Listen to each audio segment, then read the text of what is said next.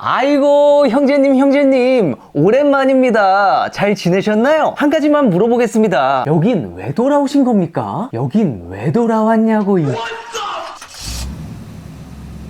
안녕하세요 고래 친구들, 레고하는 아빠 고래아빠입니다. 지난 1편에서는 언박싱을 통해 제품의 구성을 살펴봤는데요, 바로 이어서 7610 헐크버스터 본격적인 리뷰를 이어가 보겠습니다. 자, 가장 먼저 조립 과정 중 경험한 특이사항들을 말씀드려 볼게요. 일단 레고답게 봉지 넘버링이 조립 순서대로 잘 되어 있고, 인스트럭션도 보기 편해서 조립 과정은 매우 순조로웠고요. 인스트럭션의 경우 총 3권이 들어있었고 1편에서는 보여드리지 못했던 부분인데, 자세히 보니 각 파트에서 만들 수 있는 외관의 모습을 설명서 앞뒤에 새겨 넣은 표현이 있어서 만족스러웠습니다. 처음 보는 색상과 형태의 브릭들도 이번에 추가되었고, 조립 시 누락은 당연히 없었습니다. 브릭의 품질과 결합력도 역시 좋았기 때문에 요 근래 중국 레고로부터 느끼지 못했던 레고의 강점을 다시금 느끼면서 손맛을 볼 수 있었습니다. 하지만 하복부와 다리를 결합하는 과정에서부터 이 제품의 디자인에 대한 물음표가 던져지기 시작했습니다. 하복부와 허벅지를 연결한 뒤 무릎 아래쪽도 연결하는데, 테크닉 핀 고정뿐만 아니라 바이오니클 암 부품으로 허벅지와 무릎을 고정해 브레이크를 걸게 되고요. 이로 인해 2번 인스까지 쓰인 많은 부품들로 이루어진 헐크버스터 하반신 구성엔 관절 가동이 없다는 걸 알게 됩니다. 인스 3번을 조립하면서부터 이 모든 게 아이언맨을 탑승시키기 위함 때문이구나 라는 걸 깨닫게 되고요. 총 길이가 52cm인 제품에 24cm 피겨를 넣으려다 보니 자연스럽게 상체가 길어질 수밖에 없는 구조입니다. 실제로 이 아이언맨의 다리가 여기까지 내려옵니다. 하복부를 포함한 그 위의 모든 구조가 아이언맨을 상체에 넣기 위한 것이어서 내부에 크고 긴 공간이 필요하고, 이로 인해 전체적인 프로포션이 안 좋아지게 됩니다.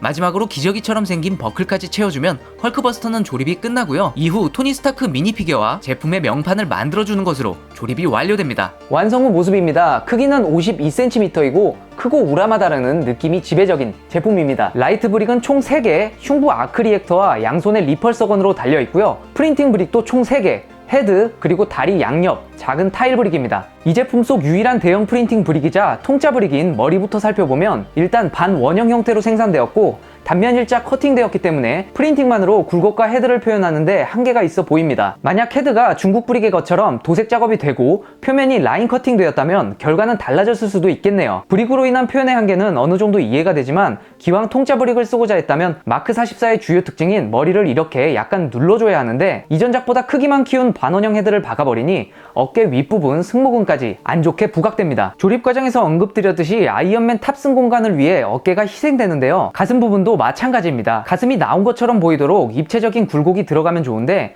가슴 브릭들로 높이를 채우려다 보니 아크 리액터가 너무 내려가요. 허리도 당연히 길어지죠. 공간을 만들어야 하니까. 등 부분을 보시면 여기가 스마트 탄환 미사일이 나가거나 추진장치의 리펄서를 표현한 것 같은데, 표현은 잘 되어 있습니다. 그런데 문제는 이게 크기가 작고 여기 있는 캐노피가 열리고 닫히는데, 이것도 76206 스케일에 맞추다 보니 통짜 브릭으로 채운 것 같고요. 이 때문에 등 부분 리펄서가 전혀 부각이 안 되고 통짜 브릭만 보여요. 중국 헉버스터의 디자인과 한번 비교해서 볼게요.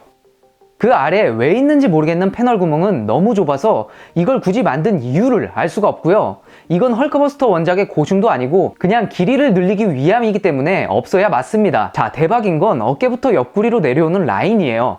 제품 메인 사진에 이 견갑을 올린 모습을 담았는데 이게 다 이유가 있습니다. 아래로 내리면 이 안에 테크닉 기어 부품들이 다 보여요. 차라리 어깨 견갑을 더 키워서 가리거나 승모근 부분을 더 빼서 보이는 일부 테크닉 부품들을 가려줬어도 정말 좋았을 것 같아요. 자, 그리고 상체 패널을 다 열 수 있는 구조인데요, 이게 뭐 멋지진 않더라도 레고의 장점을 살려 타일로 매끈하게 마감해줬으면 좋았을 텐데 좀 아쉽죠?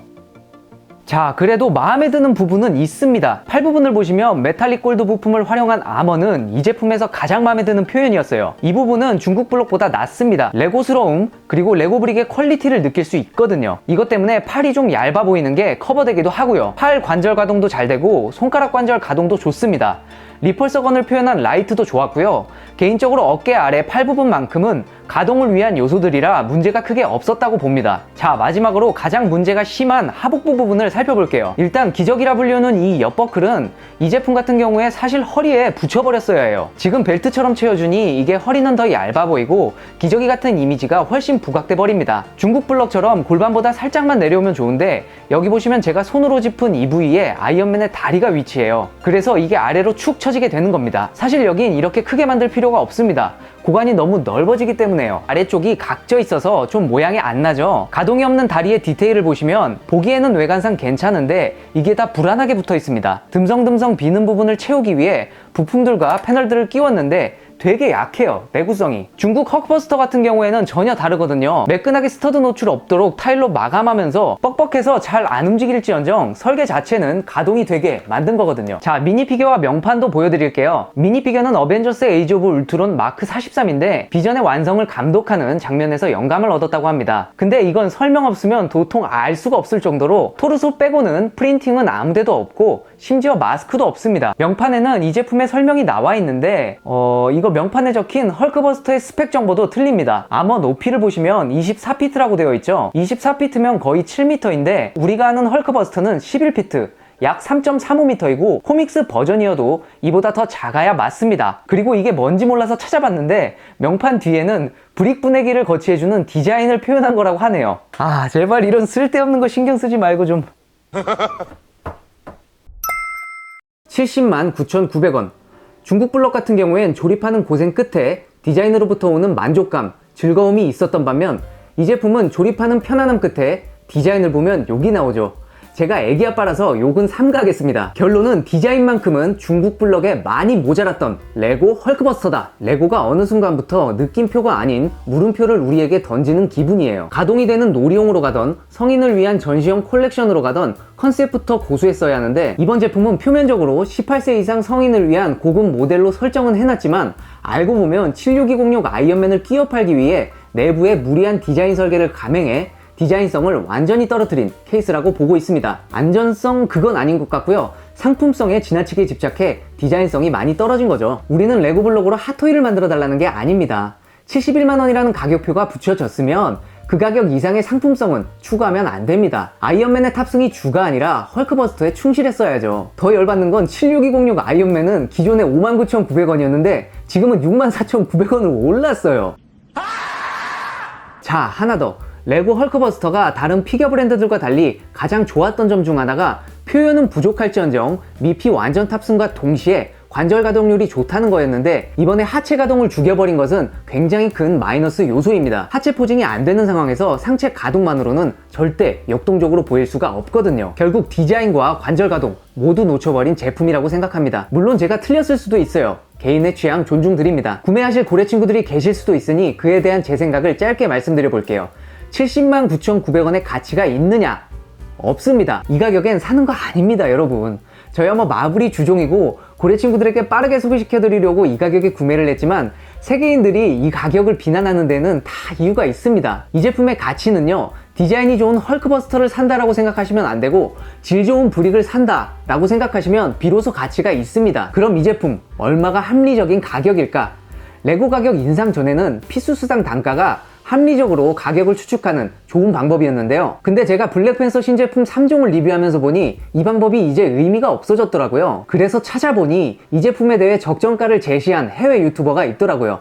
프라이스 퍼 파운드, 무게당 적절한 단가를 측정하는 거죠. 다른 UCS 제품들의 브릭 파운드당 단가를 비교해서 측정하는 방법인데 이 제품의 경우 550달러로 출시됐는데 412.5달러로 추정하고 있고요. 계산해보니 딱 25% 할인이더라고요. 그 이상은 할인을 해야 브릭만이라도 가치가 있다고 보는 거죠. 70만 9,900원에 75%는 53만 2,425원이에요. 아니 나는 얼마를 비싸게 주고 산 거야. 레고의 장점은 또 재탄생할 수 있다는 거 아니겠습니까? 이 중국 블럭은 브릭의 퀄리티 때문에 상당히 어렵겠지만 레고는 가능하죠. 자, 헐크버스터 하면 떠오르는 창작가 있으시죠? 자, 이 제품을 만든 창작가분께 직접 이 76210 제품의 브릭으로 창작을 할 건지 여쭤봤더니 76210 헐크버스터의 변형 창작을 하실 거라고 답을 주셨습니다. 그러니까 구매하시려면 언젠가 완성하시게 될 해외 창작가의 변형 창작을 보신 뒤에 그 즈음에 할인이 들어갈 시 구매하시면 되겠습니다. 이게 몇 분짜리 영상이 될지 모르겠지만 여기에 들어간 시간, 돈, 그리고 고통, 정말 특별한 경험이었고요. 제 마음속 헐크버스터를 추억하는 아주 즐거운 시간이기도 했습니다. 아무튼 1편부터 지금까지 관심있게 봐주신 모든 분들께 진심으로 감사드린다는 말씀 전하고 싶고요. 재밌게 보셨다면 구독과 좋아요 그리고 댓글 부탁드릴게요. 저는 또 다른 영상과 컨텐츠로 고래 친구들을 다시 찾아오겠습니다. 고래와 레고하는 그날까지, 그럼 이만!